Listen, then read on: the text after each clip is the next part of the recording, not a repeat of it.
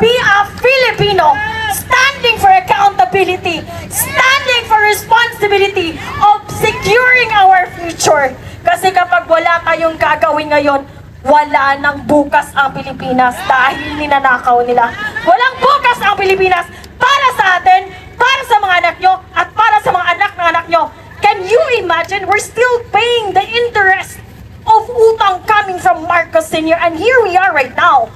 We're gonna pay again for the fucking debt of the Philippines because of their fucking plunderers in the House of the Representatives, in the Senate, and on the executive branch, Mr. Marcos. Ang kapal-kapal na mukha nyo, ang daming Pilipino. Sasabihin ng mga Nepo babies nyo na wala kami ambag sa taxes. We are taxed heavily. Can you imagine sa Southeast Asia, ang Pilipinas ang isa sa pinakamalaking merong value-added tax. I'm gonna tell you a story of how I got here. Yesterday, I was from Cebu. I booked a ticket into go. It's 2,100 pesos and few centavos or something. I got taxed. It's 340 pesos. I ride an angkas going to the Pier 4 in Cebu City. I got taxed again. I bought soft drinks. I bought bottled water. I bought Wi-Fi subscriptions sa barko. I got taxed again. Putang inang value-added tax. Ang dami. Just try to imagine if a single Filipino is paying at least 200 pesos of value-added tax on a daily basis. 200. Multiply it by 100 million. Ang yaman ng Pilipinas. Pero wala tayong pera! Dahil makakapal ang mukha nyo dyan sa Kongreso! Lumabas kayo! Mga putangina nyo! Mga makakapal ang mukha! I do not understand. I cannot wrap my head around the fact paano nyo naiisip, paano nyo hindi naiisip kung gaano kayo ka-immoral, kung gaano kayo ka-demonyo. Nagpapakasasa kayo sa perang hindi inyo? Tumakbo kayo para maglingkod. Just reminding you, sir and ma'am, tumakbo kayo para maglingkod, hindi para magpaglingkuran. And don't start with us honoring, telling you, addressing you as honorable. Kasi between you and the taong bayan, you are the least. You are the least organization with honors. With honors, you don't have any. Zero. You don't have any honors. Wala kayong mga moral. Wala kayong mga immoral kayo, mga makakapal. I am so frustrated. I am so angry beyond angry. Nakakaputang ina kayong lahat dyan sa House of Representatives. Mga mamatay na sana kayong lahat. Tamaan kayo ng kidlat. Super ang pangbababoy at panggago nyo sa mga Filipino. You're treating us like an idiot. Like we don't have access to information. You're treating us as someone as imbecile. Kaya nga namin sumugod ngayon at sunugin ang mga kaluluwa nyo dahil nabilong kayo sa impyerno, mga putang ina nyo. Tingnan nyo!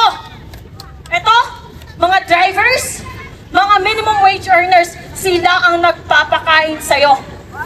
Nagpapakain, kami ang nagpa-fund ng lifestyle nyo. Mga putang ina, ano ginagawa nyo dyan sa Senate?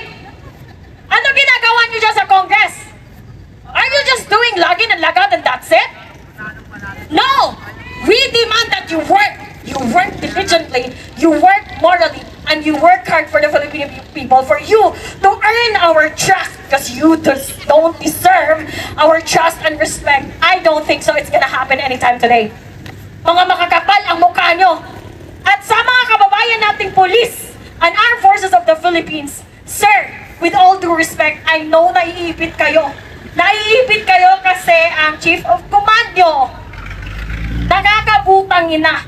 But then you're bound by your service, and you're bound by your contract, and you're bound by your employment. But please, this is beyond insane. This is beyond insane, mga putang ina! This is beyond insane! Ang kakapal na mukha nyo, lumabas kayong lahat. Yung mga sasakyan nyo, hindi nyo sasakyan yan. Sasakyan namin yan. Dahil kami, magbayad ng mga sasakyan nyo. Ilang sasakyan ang gusto nyo? Mga putang ina nyo. Ilang bahay sa Forbes Park ang gusto nyo? Napakahirap namin dahil ninanakaw nyo ang pera na para sa amin. We're not asking for private jets. We're not asking for Balenciaga just like your wife and mistresses. We're not asking for Chanel. We're not asking for travel abroad in Europe, in Edinburgh, in Scotland, in Italy, in Paris. We don't want that. We just want the basic services. Working hospitals with medicines and with working medical professionals. Paid by Filipino taxes. Yun lang. Bare minimum lang. Basic standard hindi nyo maibigay? What kind of employees are you? Bumaba kayo dyan. Isarado nyo yung Kongreso! Wala na mga ambag dyan sa mga Filipino! Walang ambag! Zero contribution! Pinapalamon lang namin kayo! Magkakapal lang mukha nyo! Sino ang sasakyan yan? Pinapalamon namin kayo! Wala kayong ambag! Wala kayong ginagawa! Hindi kayo nagtatrabaho! Nagnanakaw lang kayo! Araw-araw! Yun lang! Yun lang ang ninanakaw nyo! Sino yan ang lumabas sa Kongreso? Yan ba ang aming honorable magnanakaw? Putang ina mo! Pinapalamunin ka! Kung merong batugan at palamunin, hindi yun ang mga standby. Ang palamunin at batugan ay nasa Kongreso. Mga putang ina, kakapal ng muka. Magmi-meeting kayo sa Malacanang, mag-order kayo ng buffet, ng steak, ng caviar, and for what expense? From our hard-earned taxes. Ikaw, sir, you're working hard. Pera mo ang ginagasto ng mga putang inang ito ng nasa Kongreso. Isara nyo yan! Isara nyo ang Kongreso! Walang ambag yan sa Pilipino! Putang ina! Harapin nyo kami dito! Harapin nyo, mga coward kayo, mga coward, mga walang bayag. Mga walang bayag. Nagtatago kayo sa inyong mga security. Nagtatago kayo sa House of Congress. That is our hard-earned. That building, we paid for that. Those cars, we paid for that. Maybe even the air you fucking breathe, we paid for that. The very least that you can do is to provide the basic services for ordinary people. Yet, you are so fucking incompetent that you don't know how to do that. Para kayong kaklase ko nung elementary. Andun sa klase, hindi nakikinig, bobo na nga, hindi pa nag-aaral, pumupunta lang sa paaralan para sa baon. Bakit ganyan ang mga kongreso natin? Bakit ganyan ang mga congressman natin, mga putang ina? Ito ang pakiusap ko sa mga kababayan ko. Dalawa, I have two requests from my fellow Filipinos. Una, please, let's have a fucking standard when it comes to voting. Tingnan nyo si Lito Lapid. Quiet as a mouse. Tingnan nyo si Risa Ontiveros. Diba? Ang ingay. Nakakarindi. Pero flood control projects, she's quiet as a fucking mouse. Okay? Eto, viral to na video ko. Tito Soto, my God, dear, I'm here. I'm finally here, Tito Soto. I'm here. And I'm gonna say it again. What makes you qualified to become the Senate President? You don't belong there. You belong in Itbulaga. You cannot even create a simple, cohesive, concise introduction. How are you gonna enforce, amend, approve laws? Being a politician is very technical. It's being very technical. Kapag bobo ka, umalis ka na dyan. Well, anyway, sabi nga Intelligence is limited.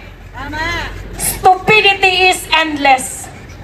Unfortunately, meron tayong endless supply of stupidity both in the House of Congress and in the Senate and in the executive branch. Nakakaputang ina nyong lahat. Hindi nyo pag-aari ang Pilipinas. Hindi nyo pag-aari ang taxes namin. Hindi nyo pag-aari ang mga Pilipino. Tumigil kayo. Tumigil kayo. Bumaba kayo. Isauli nyo ang mga perang ninakaw nyo. Matanong lang, nasaan na si Martin Romualdez? Balita ko raw. He deregistered his private jet. Is that true? Patanong sa mga tuta mo dyan sa Kongreso. Tanungin mo sila. Pakitanong sa mga tuta ni Martin Romualdez dyan sa Kongreso. Where is your fucking boss right now? Did he go abroad? With his stolen money? And he's not gonna come back here? Ito, tandaan mo Martin Romualdez, we will not forget. Not even sa mga anak mo, sa mga anak ng anak mo, at sa mga anak ng anak ng anak mo. It will be an awesome reminder of the dark history of the Philippines that once upon a time, we have a lame duck sitting idiot president controlled by this evil House Speaker Martin Romualdez, aided and supported by his mini crocodiles at the House of Congress, supported by the senators na walang magawa sa buhay kundi maging achievement ang pagsisisi, paninisi sa previous administration. Wala na ba kayong achievement na iba? Junino! Ang dami nating kababayan! Nanganunod sa baha! Namatay! Araw-araw pumapasok kapag may ulan, may baha! Maraming namatay na kaliptos, may roses, putang ina nyo! Wala kayong awa sa mga mahihirap! Dapat mga tricycle driver na nandyan sa Kongreso ngayon! Kahit papano, maintindihan nila ang mga mahihirap na Pilipino! Kayo, nakabarong kayo!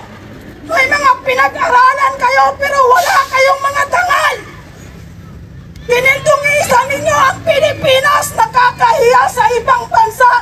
Headline na tayo doon, araw-araw pinabalita tayo! Dahil sa mga pinaggagawa nyo, mga magnanakaw kayo! Mas masahol pa kayo kay Satanas! Si Satanas! Mga masasamang tao lang ang kasama niya sa impyerno! Samantalang kayo, lahat ng Pilipino pinagnanakawan ninyo! Kahit si Satanas matatakot sa inyo! Si Judas Paria lang ang ninakaw! Kayo, trilyon ang ninakaw! Lumayas kayo dyan! Kami na ang uupo dyan! After 6 years, kaming mga mahirap uupo sa Kongreso! Superpower na ang Pilipinas! Hindi kami magnanakaw! Dahil mahirap kami, naintindihan namin ang bawat Pilipino! Ako ay isang mananahi! Yung mga suot nyo, ako ang nagtahingan! Mga mananahi ang nagtahingan! Sinasabi nila, bakit nandyan kayo? May ambag pa kayo sa Pilipinas? Kahit adik, may ambag sa Pilipinas! Pag bumili sa tindahan ng sigarilyo, may tax! Nasa tiyan ka pa lang ng nanay mo, nagbabayad na ng tax sapagkat pina-ultrasound ka ng nanay mo, tingnan niya yung resibo, may tax! Bumili ang nanay mo ng gatas, diaper, sanggol ka pa lang, nagbabayad ka na ng tax! Dahil may mga tax lahat ng bilhin, kahit bitchin, bumili ka dyan, putang inang bitchin, wala ng piso ngayon, 5 piso na dahil may tax! Ang mahal ng tax! Yan po, lahat tayo Pilipino, kahit adik ka, may ambag ka sa Pilipinas, salud ka lang! Salud ka lang kasi adik ka, kapag wala ka ng mapangbisyo, magnakaw ka na, mang-rape ka na mga magagandang babae dahil maganda, demonyo na yung nasa isip mo. Kahit papano yung mga masasamang tao na yan, may ambag pa rin sa Pilipinas. Hoy, ayan! May lumabas na naman buhaya! Yan! Yan, isigaw nyo! Kongreso, magnanakaw, nagpapahirap sa mga Pilipino. Ako nakaupo, ako nananahi, ako maghapon, naintindihan ko yung sitwasyon ng Pilipino. Ang sakit sa kalooban ko na merong namatay sa baha, lalo na sa area ng Bulacan at Pampanga. Kahit walang ulan, hanggang ngayon lubog pa rin sila sa baha. Maraming nagkasakit na doon, mga alip-alip, dysbiosis, dahil sa pinagnanakaw itong mga putang inatong nasa harap ng kutong house na to. Mga wala kayong puso, kami na ang upo dyan. Lumayas kayo, kami na ang upo dyan, mga mahirap.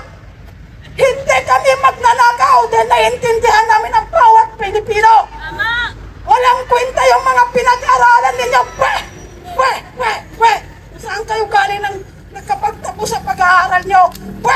Walang kwenta. Mga salot. May mga pinag-aralan. Pero mga salot sa bansa. Nakakahiya. Yung mga bayani natin, nagsakripisyo ng buhay para hindi tayo masakop ng mga dayuhan.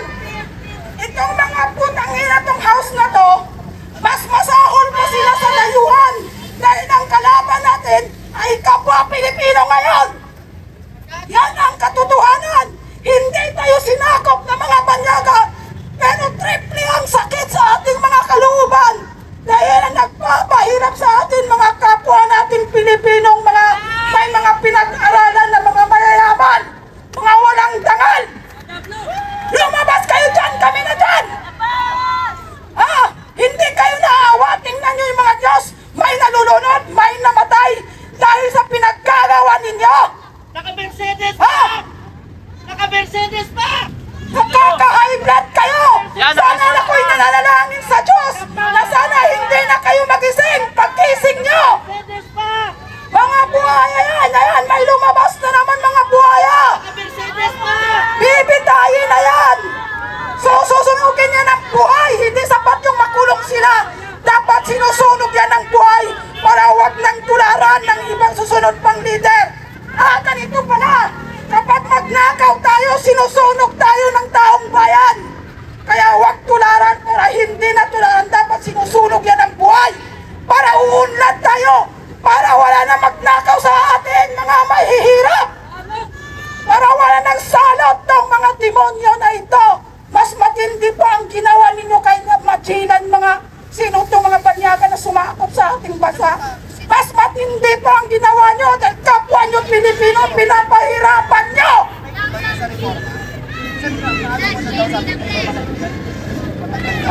Wala kayong mga utang na loob! Yung sweldo nyo, kami sa amin yan tax! Bumaba na kayo dyan, kami na ang manilpihan dyan! Mas maganda pa ang mga mahirap na intindihan ang sitwasyon sa kapwa mahirap. Mas masahol pa kayo kay Satanas. Kaya nang sinabi ko, buti pa si Satanas, mga mamasasamang tao ang kasama niya sa impyerno. Samantalang itong mga demonyo na nasa house na yan, pinagnanakawan lahat ng mga Pilipino. Maging mabuti ka man or masama, pinagnanakawan nila tayo. Yun ang katotohanan. Mas masahol pa sila kaysa kay Satanas. Mga putang ina mo, Saldico. Putang ina mo, Romaldes. Patayin mo ako. Ito, sniper. Nandito ako. Bakit namatay ang mananahin na yan? Kasi pinagmumuran niya si Romaldes.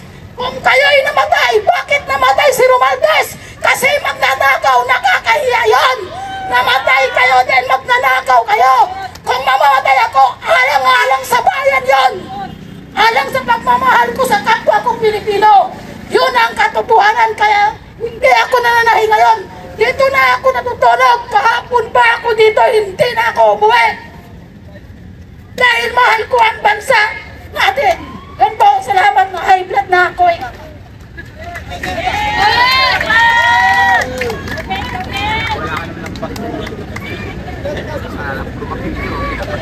Ay, ba't?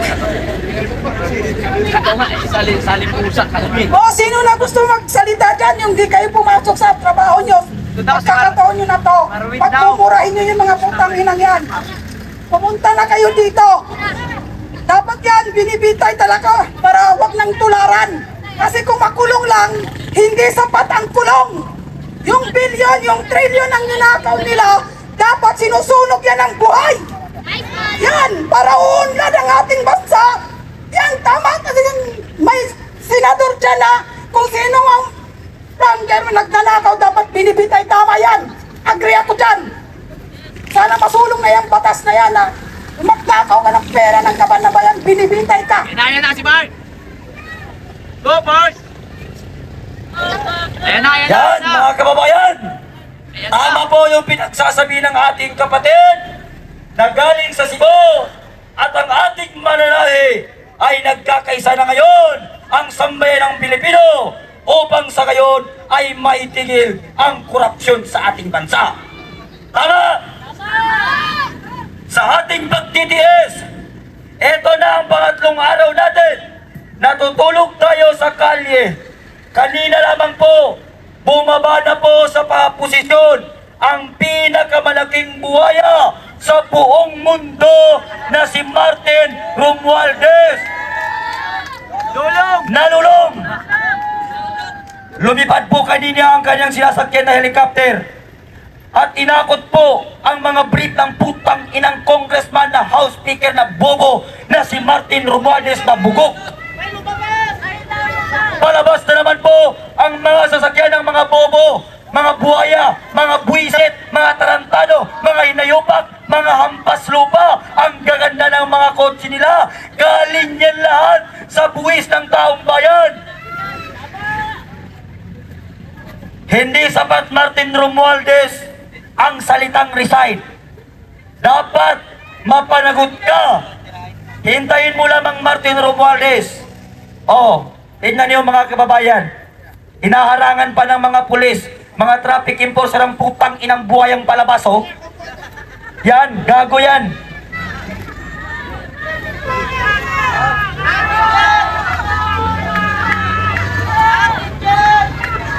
Babay, putang ina. Salamat sa'yo, gago. Wala kayong mga silbi, mga salot kayo. Akala ko, ang salot sa ating bansa ay ang NPA. Akala ko, mga rebelde sila. Ang totoong rebelde ay ang gobyernong ito na walang ginawa kung hindi pagpapahirap sa ating bansa, mga kapatid. Gumising na tayo sa katotohanan, mga estudyante. Magkaisa na tayo. Isang tabi muna natin ang mga kulay natin at ang pamumulitiko natin sapagkat may mas malaki tayong hinaharap ngayon sa ating inang bayan. Magkaisa tayo sa panahong ito para maitigil na natin ang korupsyon sapagkat hindi natin ito linabanan ngayon. Mamamana ng mga susunod na henerasyon ang pagnanakaw at mas lalong ihirap ang ating inang bayan. Hindi pwede na pamunuan tayo ng mga congressman na ito na walang ginawa kung hindi magpalaki ng tiyan. Tignan nyo lahat ng congressman ninyo. Walang congressman na maliit ang tiyan. Bakit nagpapakabusog sila sa pagkain sa kaban ng bayan? Meron din palang hindi, yung mga retired general. Baka madamay-damay, pero iba naman yung sa kanila. Yung nagpapalaki ng tiyan nila tubig kasi hindi naman sila kurakot eh. Congressman lang naman sinabi ko. Diba? Baka layatin nyo na. Ngayon mga kapatid, sobra na, tama na, pagod na ang taong bayan sa pagnanakaw. Alam nyo mga kapatid, napansin ko ilang araw na tayo dito. Magsusunog pa nga tayo eh. Wala man lang ako nakitang medyang lumabas. Bakit? Kasi ang GMA bayaran. Ang ABS-CBN bayaran. Pagmamayari ni Martin Romualdez. Ang Net 25 bayaran. Kahapon andito silang lahat eh. Andito sila para kumubra, para pirmahan ang kanilang mga bayan para hindi sila makapagsalita. Mga Pilipino, huwag na kayong maniniwala sa mga palabas at pakundang balita sa TV sapagkat yan ay puro scripted. Dito kayo manood sa mga vlogger. Bakit? Live na, walang edit, walang crap-crap, walang putol-putol. Paano kung nung unang gabi natin, sinakal natin si Martin Romualdez sa sakal? Eh di walang media, di na nila mabalita yun. Di ba? Kailangan media alert. Kahit pag-ihi, i-video. Diba? Puti pa yung vlogger, kahit tumatay may video. Tama, tama. Si Marvin Correction lang po, hindi kasama ang net 25 sa bayaran. Dala lang po ng emotion, kaya nasama. Ang net 25 po ay matinong TV network. Yes, matinong TV network po yan, di yan kasama sa bayaran. TV5, maraming salamat po sa pag-cover sa amin dito. Isa lang ibig sabihin niya, nagkakaisa kayo sa panawagan ng taong bayan. Sige, back to you. Actually, hindi naman na-mention yung TV5. Hindi ko naman alam yan eh. Net 25. Okay. TV5 pala. Yan ang TV5. Kaya nga, atin yan, hindi naman na-mention yan eh. Ang na-mention lang, ABS-CBN pati GMA. Diba? Yan. Kaya, Sorry. eto ang panawagan kong muli. Mga jeepney driver, mga tricycle driver, mga joyride, estudyante, huwag kayong magbingi-bingihan at magbulag-bulagan. Akala ko ba sa mga estudyante, iaalay nila ang kanilang buhay para sa inang bayan? Tuwing pumapasok tayo ng umaga sa paaralan, nasa flag ceremony tayo, nanunumpa ka sa Malayang Republika ng Pilipinas. Nasusundin ko ang tuntunin ng aking paaralan. Tutuparin ko ang tungkulin ng isang mamamayang makabayan. Naglilingkod, nag-aaral at nagdarasal ng buong katapatan. Iaalay ko ang aking buhay, pangarap pagsisikap sa bansang Pilipinas. Sinungaling ka kung hindi ka pupunta ngayon. Puro kasinungalingan ang sinasabi mo sa paaralan. Ang kabataan na walang malasakit sa inang bayan, ang kabataan na walang pakialam sa korupsyon sa gobyerno, ay hindi kasama doon sa sinabi ni Dr. Jose Rizal na ang kabataan ay pag-asan. Ang kabataan na hindi magkikisa kontra korupsyon, na ang paglaban na ito sa korupsyon ay para sa kabataan upang sa ngayon hindi mamana ng mga kabataan sa susunod na henerasyon na maupo dito ang gaya ng ginagawa ng mga naupo ngayon na walang ginawa kung hindi man magnakaw sa kaban ng bayan. Tayo lang ang nagpapakahirap eh. Puro tayo trabaho. Sahod natin 12 hours, 525. Pag ang SS, kumuha 1,700. Pag Pag-ibig, kumuha 1,700. Pag PhilHealth, kumuha 1,500. Pag ikaw, kumubra na, kinuha mo sahod mo, 500 na titira. Naghihintay si Aning Bebeng sa utang mo sa kanya. Diba? Kawawa tayo. Estudyante, matanda, senior citizen, unggoy, lahat yan nagbabayad ng buwis. Pati aso nagbabayad ng buwis. Eh bakit? Sino ang may mga alagang aso dito? Hindi ba kumakain ang aso nyo ng pagkain binibili nyo? O, di ba?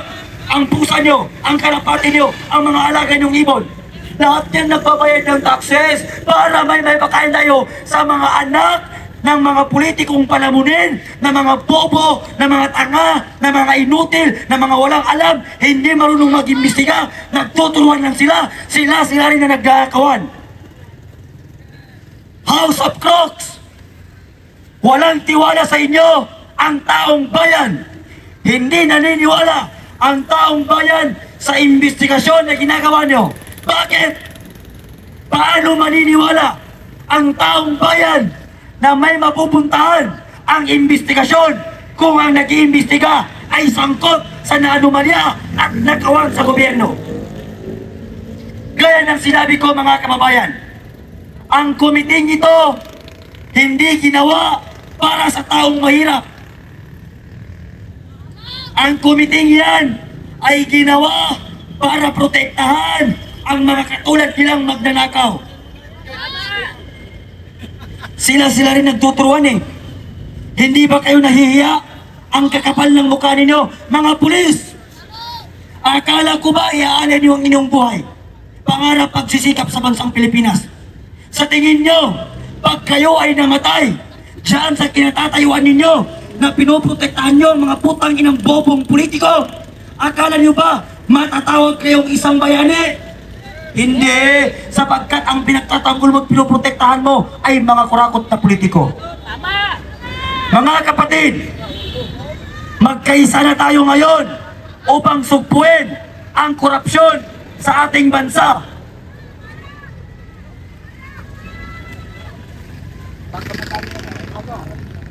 Punta na kayo dito, mga kababayan.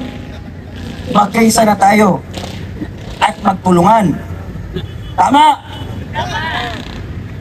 Konti lang ang tignan mo sa mga viewers na yan ay hindi pa pumupunta dito. Sa tingin ko, lahat tayo ay mayroong walis tingting sa bahay natin.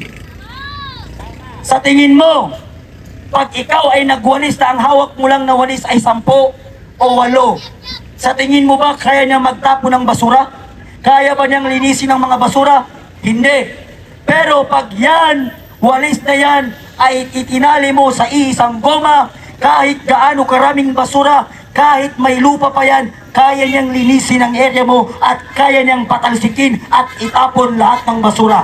Kaya nating mga Pilipino, magkaisa tayo at magtulungan tayo ng iisang kulay at isang kolor para tayo ay manalo sa labang ito at mapatalsik natin at maitigil na natin ang korupsyon sa ating bansa. Hindi natin pinababagsak ang gobyerno, hindi ang gobyerno ang nilalaban natin, kung hindi ang mga nakaupo sa gobyerno na nagnanakaw sa kabanang bayan. Maraming salamat, Pilipino.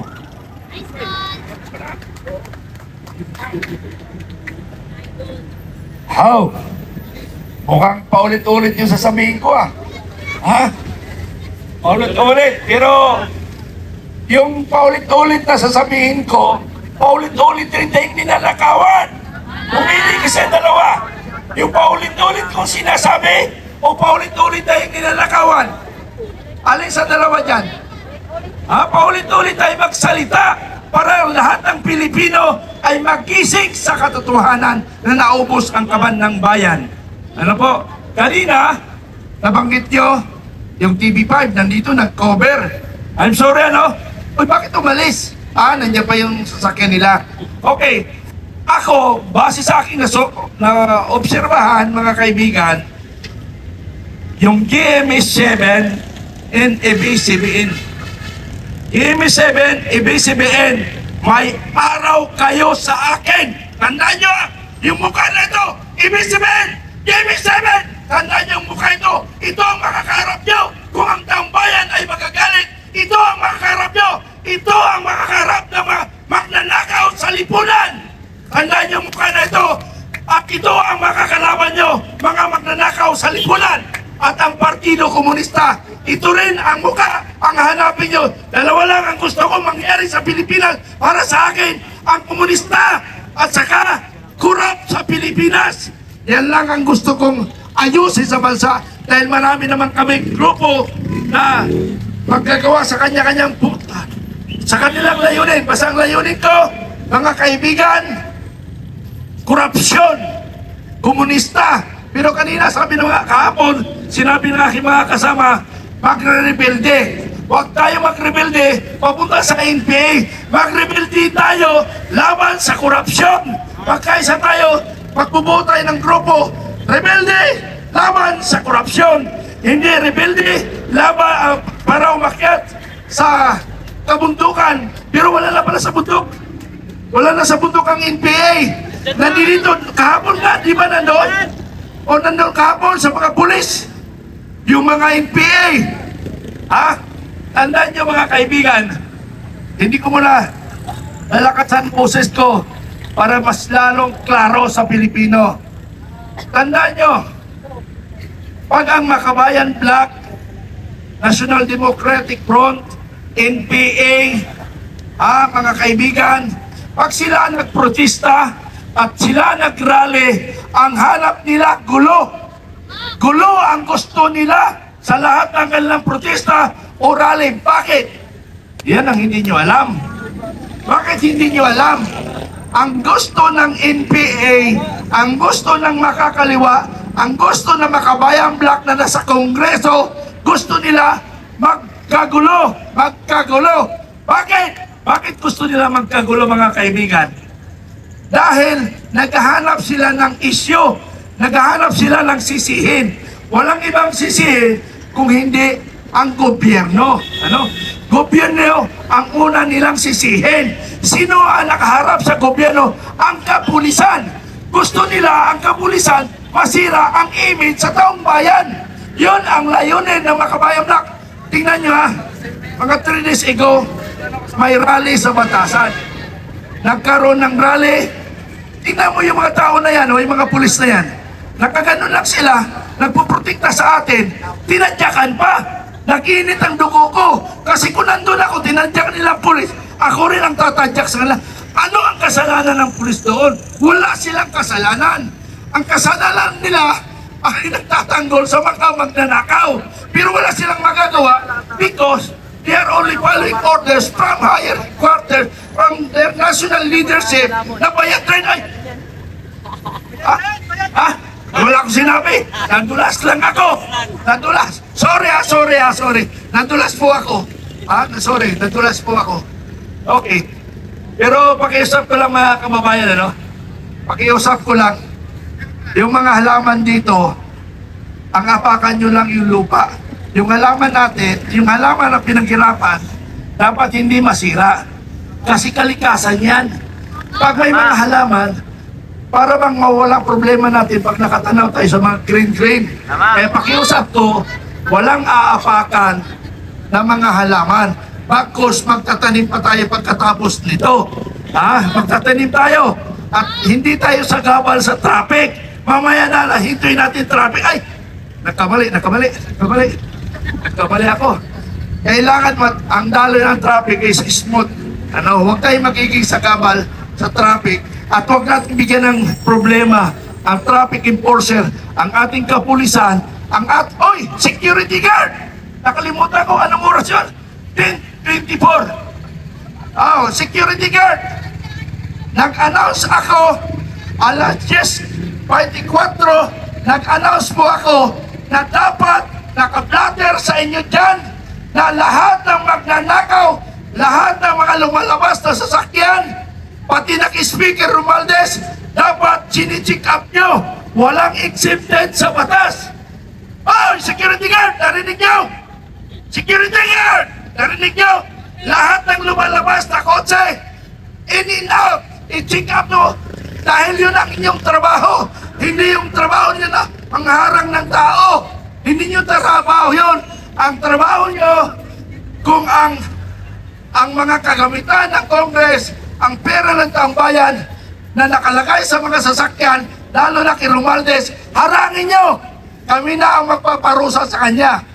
Ang malaga mga security guard, tandaan nyo hindi ako nagbibiro. Security guard, hindi ako nagbibiro. May papanagutan kayo sa taong bayan. Pag nalaman namin na pinalusot nyo ang kagamitan ni Romualdez na ninakaw niya kabanang bayan, mananagot kayo, kasama kayo sa paparusahan ng taong bayan. Sandali lang. Natanggal. Ebidensya. Pag malasakit sa bayan. Alam niyo bakit yan? Kasi sa loob ng 3 araw at 3 gabi, hindi ako nakauwi. Hindi ko nasipingay yung asawa ko. Kinagat ang aso. Kayo naman. Natawa yun, natawa. Kinagat ng aso. Napila yung aso, paghawak ko, pinagat. Ayun, galing ako sa Veterans Hospital. Nagpa-injection ako. Galit na galit yung misis ko. Sabi ko, hindi pwede ako umalis doon sa grupo namin. Mayroon pa ako responsible. Ano unahin mo, buhay mo? Yes, buhay ko, pero kailangan ko ang bayan. Ay pagtanggol. Kaya pagkatapos doon, nakiusap ako sa doktor na kung pwede ako i-release na para magkita-kita tayo dito. Okay, patuloy tayo mga kaibigan, Alam nyo ba ang gagawin natin? Hindi ba nyo alam, dapat hindi nyo alam. Ang dapat alam ninyo, paano magaling sa mga magnanakaw. Yun na lang po na isipin nyo. Kung anong kumpas, yun na lang sundin nyo. Kasi mahirap yung details in details, sasabihin namin, baka madulas kayo. Ha? Mas ang mahalaga, importante. Ano? So ang mahalaga, napatalsik na natin si Romualdez, yun ay pinakamahalaga. Ang problema rin, yung ilalagay na naman. Yan rin ang babantayan natin. Anyway, hindi pa naman tapos yan. Tatapusin natin mamaya. Ha? Tatapusin natin mamaya. Pero walang dapat manakit, ha? Tandaan nyo, wala sanang manakit. At saka walang magsakit pa, walang sasaktan sa atin. Hindi tayo manakit, huwag na rin tayong saktan. Yun lang pakiusap ko. Kasi ako ang nakatuka doon sa bagay na yon, at ako nakipag-usap sa bagay na yon. Sino nakausap ko, hindi ko pwedeng sabihin dahil baka ipatawag ni Romualdez. Delikado. Ay, hindi na pala si Romualdez. Ipatawag ng pulis general. Pero inutusan niya ng mga kawatan. Wala kayong magagawa. Yung mga kapulisan yan, tulad ko rin yan, na nagsiservisyo noon. Wala silang magawa kung hindi sumunod lamang, kung hindi sumunod lang sila. Kasi, pag mayroong nangyari, baka matanggal sila sa servisyo, kawawa naman. So, may bulong na naman sa akin. May bulong na naman sa akin. Malapit na! Malapit na! Kaya kayo, mga magnanakaw, malapit ang oras ninyo. Magbilang na lang kayo ng oras. Mayroon akong kapalit na tagapagsalita. Narito ang aking isang kaibigan na isa ritong tagapagtanggol